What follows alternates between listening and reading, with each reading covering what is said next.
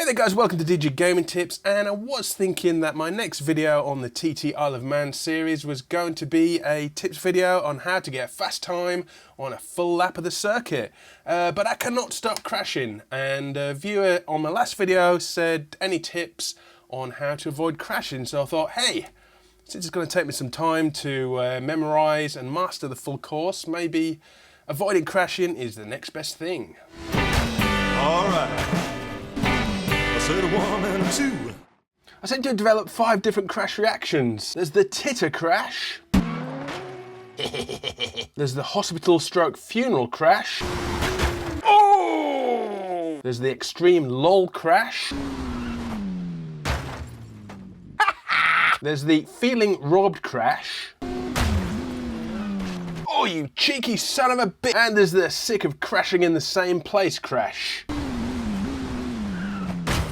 Ah, that damn corner.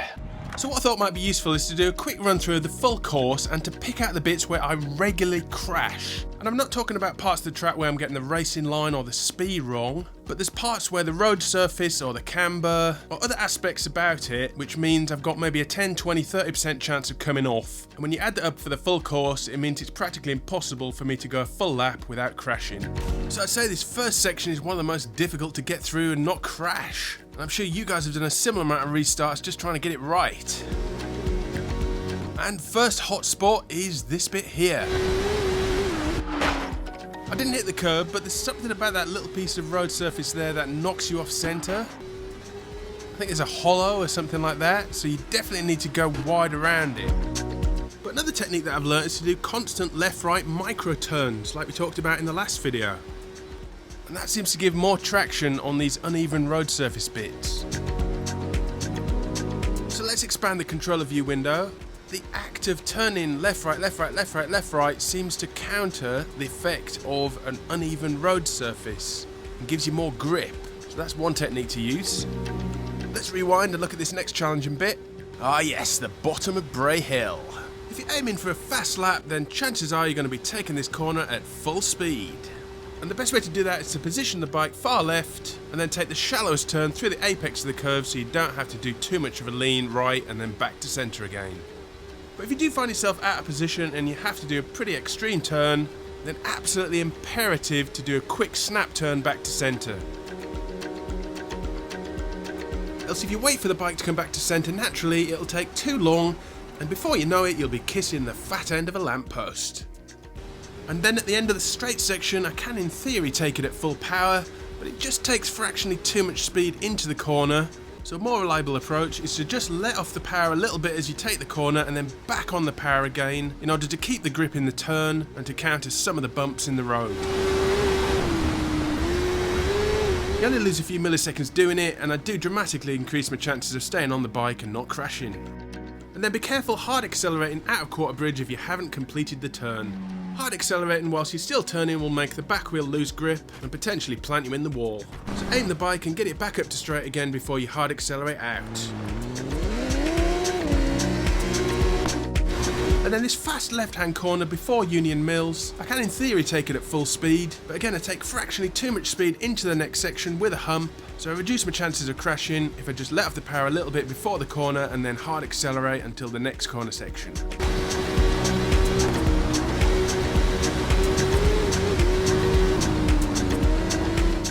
And then on to section 2, probably the easiest section of the whole course. Just a couple of corners where I can in theory take them at full speed, but if I do so, it needs a lot of concentration and I run the risk of coming off and ruining a lap. So like before, we just drop the power a little bit, then back on again to pull yourself out of the corner and maintain good grip.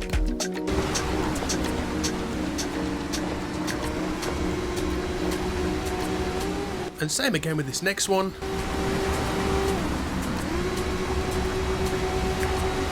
And that's section 2 done. And then section 3, just a few bits to be careful of. This 90-degree left turn just before the Hawthorn, I usually drop to 4th and that's a safe gear to get round it in. But like last time, make sure you get the bike up straight and pointing in the right direction before you get the hard power down, as you can run the risk of putting the power down too early and the back end spinning out. And then when you get to the Hawthorn, there's an easy corner past the red and white barrier, but that's a visual indicator to me that there's a weird corner coming up. There's a white barrier, but it's quite difficult to see because of the heavy tree cover. But what I do remember is it starts off gentle and it tightens at the end. So now what I do is let off the power a little bit of the red and white barrier, back on the power, then drop to 5th, turn in when I see the start of the white barrier, with the memory that it's going to tighten at the end, and then back on the power again to get back on it. And then the 90-degree right-hand corner at Ballycrane is quite easy to take in 3rd gear, but there's a strange camber on the left-hand side of the road, which will want to pull you into the hedge. So line the bike up in the middle of the road, then get ready to counter the camber of the road by turning right and keeping an eye on it.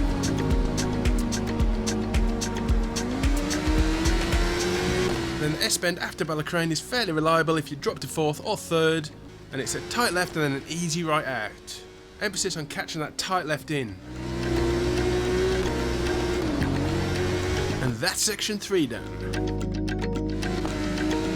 And then section 4 I find one of the most difficult, and it seems to be all about the double corners, treating 2 corners as one long one. And then this section here, you've got to respect the need for a good line, to drop to 3rd and to take the corners tight, else you'll find yourself doing this.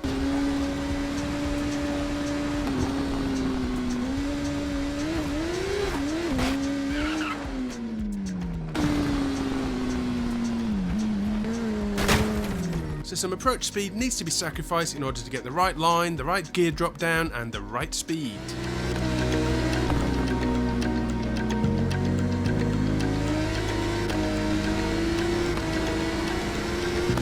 And another tricky corner coming up here. I've just switched to show it taken badly.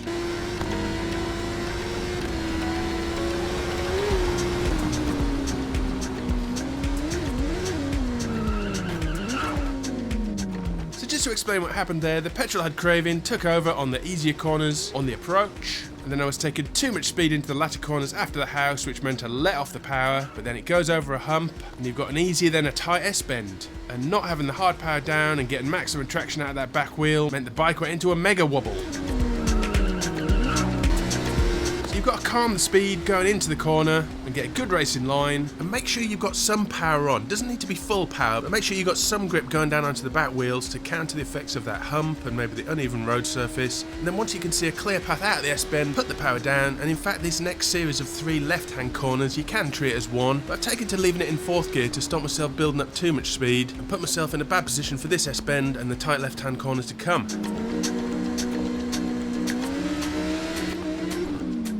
Then the corner coming up after this left-right has caught me out a couple of times, but I've remembered it now. And it's another one of these examples of a double corner, which you should treat as one. Otherwise you do a left-right and hard power out on the straight, expecting maybe another left-right, and the corner goes the other way. Then one final bit to be careful of on section 4 is a very slight turn to the right as you go into a fast straight section. I've remembered it now, it's at the base of the tree. But if you're not concentrating and go straight, you can find yourself doing this. And section 5, short one this, but there's 4 or 5 tricky corners. And approaching this corner here, go over the hump and treat these next 2 corners as one. Problem is, if you stay fully on the power, you probably won't be able to get the right racing line in order to get out of the S-bend. So what I do is go over the hump, turn gradually, and then about halfway through the double corner, I let off the gas, down 2 gears to 4th, and then get myself set up in a good racing line so I can take shallow turns and then power on the way out. Then on this one, past the red turn marker, drop the gears to 3rd, and then get set up to do a shallow, fast left-right turn through this tight section. Emphasis on the word shallow there. The more harder leans you do left and right will require more time and road surface needed to complete the turn. So shallow is key for fast speed through it. Then when you get to the end of the straight, there's 2 tricky corners to tackle. For this one, it bears right gradually going in, and then you've got a fairly tight corner, but then it goes over a hump. Easy to get it wrong. So now what I do is stay out left as you approach the gradual right bend in, and then let off the power a little bit until you find the right racing line, and then back on the power again so you've got maximum traction going down as you go over the hump, pull yourself left out of the corner. And then an almost identical story for the next corner coming up after this straight. And then section 6 starts off with a technical section of corners. Can be a bit feisty if you want to try and take them fast. And like we've seen before, it's a double corner on a single corner and then a double corner again. And it's all about the racing line with these ones, and if you screw that up then you can crash just about anywhere.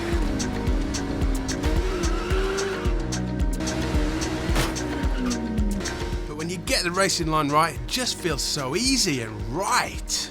Racing line is the most important bit about getting fast times. Upping the speed is a secondary factor once you've mastered the lines. And I talked about this corner coming up at the end of the straight on the last video, and it's a pretty tricky piece of tarmac. Actually, I can't find a piece of this road that you can do a really hard brake down from high speed. I think that is actually the main problem. Hard braking from high speed will just amplify any camber on the road and want to push you in that direction. So the only reliable way I can deal with this corner is to let off the gas and then brake, change down gear, brake, change down gear, and just keep an eye on what it's doing. And if you feel it veering left or right, then compensate with a turn in the opposite direction. And then here it is, my corner arch nemesis after Kirkmichael. I've learnt how to deal with this now, but I had a pretty difficult period for a while where I was trying to take this corner at full speed and it kept defeating me. And the main problem is this hump in the road on a slight corner, on the approach to a shallow S-bend, with a pretty unforgiving house on the corner, which is a bit of a crash magnet. And through trial and error, I've learnt what to do now. I position the bike on the left-hand side, and that limits the amount of loss of grip that the back wheel wants to do if you're going over a hump and turning at the same time. But the key is you can't have full power on, it's just too crazy, but you need some power on to lay down the grips. So I drop to about half power and hold it there, and then weave my way through the S-bend, and get past that house, and set myself up the racing line for the next corner. And yeah, exactly the same challenge with this one. Hump, turning, equals high chance of crashing. So what you need to do is set up straight. Go over the hump, straight, and keep about half power on, just to counter the bumps. And then once you've landed, then back hard on the power. So start section 7, and you very quickly come on to a couple of challenging bits as you approach Ballard Bridge. You pick up a lot of speed down the straight, and this can be a bit of a handful to deal with, to kill off the speed before the jump. So it's the same technique as we talked about at the Douglas Road corner. I let off the speed at the tree archway, let it calm down a bit, and then down the gears, brake, down the gears, brake, and then set yourself up for a straight jump over the bridge.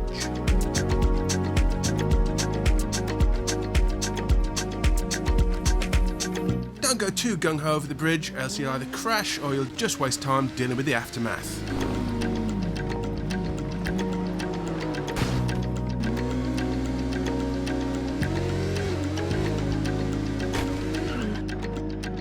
And then pretty easy section down at Selby Bridge, but just treat the right-hand 90-degree turn at the end with a bit of respect.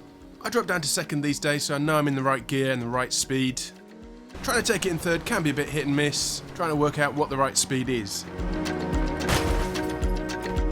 I think all you seasoned riders know it's coming up, and it's the evil mistress of a corner after Ginger Hall. You have got to respect this little lady. Doesn't help that it comes after an easy left-right, but if you're not ready for it, chances are you're going to crash straight into the barrier. So treat it with respect, second gear is an absolute must, take it tight, and don't screw up a fast lap.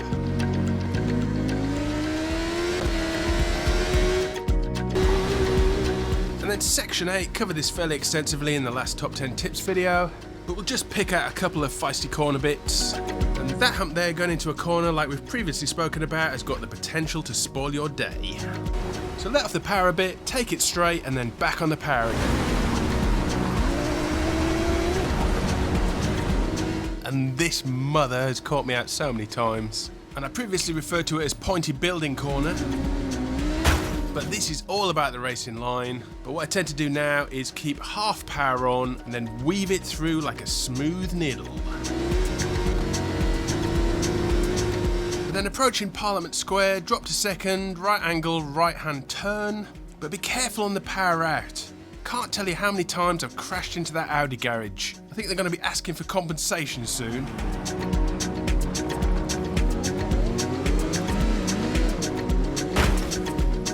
So the only way I can take this corner reliably is to take it easy on the slight left out, wait until I've passed the garage, and then hard power down. And on to section 9, and all those tight twisty turns in Ramsey make you a little bit pent up, and then you want to sort of release that frustration on the hard acceleration out up the hill. What you don't want to do is take your aggression out on these next two right hand corners, because they will punish you.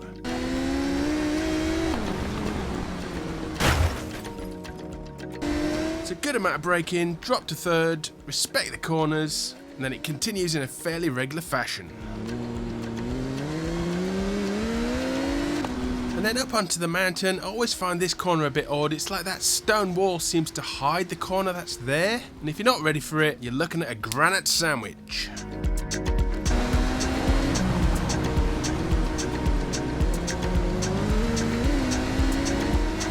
And similar on this Guthrie's Memorial section further up. Looks a bit strange on the approach, like there's turns, but actually you need to thread your way straight as a die through it and get ready for the sharp right hand turn and power on ahead. And then section 10 I find pretty reliable in terms of the road surface. Just a few corners to be careful of in terms of racing line and speed on the approach. The multi-corners leading up to the bungalow can fool you into taking too much speed in a bad racing line in order to take a fairly tight S-bend through it. And then these corners after Brandywell seems like you're going to treat two as one together, and then there turns out to be three, and it puts you in a bad racing line and high risk of crashing trying to recover.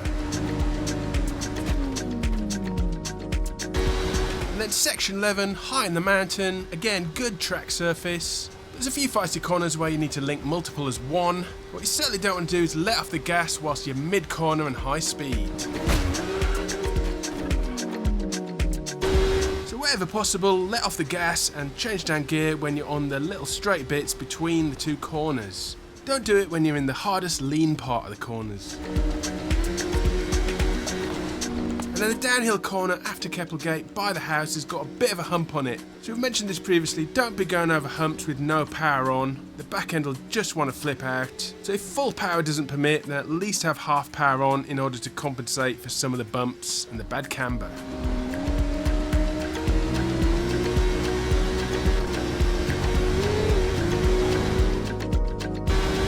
And then section 12, bit of a bumpy bit of road down off the mountain. So I tend to stay centre on the road just so you can correct it left and right for any craziness. But then the long section down to Hilbury, there's a very strange bit of tarmac on the left side of the road. So I definitely recommend going wide around that and then cutting into the left to set up for the right hand corner in 5th.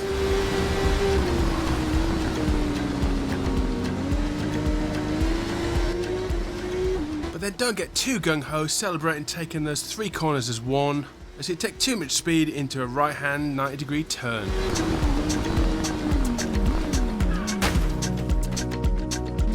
And then the corner that needs the most respect out of the whole course is the strange one at the Nook. Initially I couldn't get my head around how slow or what kind of angle to take it at to get round it. But its first gear needs a little bit of a wide entrance and then really tight turn in.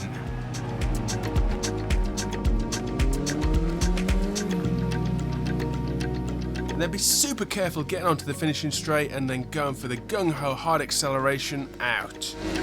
There's a bit of a hump and bumpy surface on the way out, and if you wang the throttle, there'll be tears if you got this far without crashing. And then stay centre on the way to the finishing line, else if you go left, you might be kissing some steel.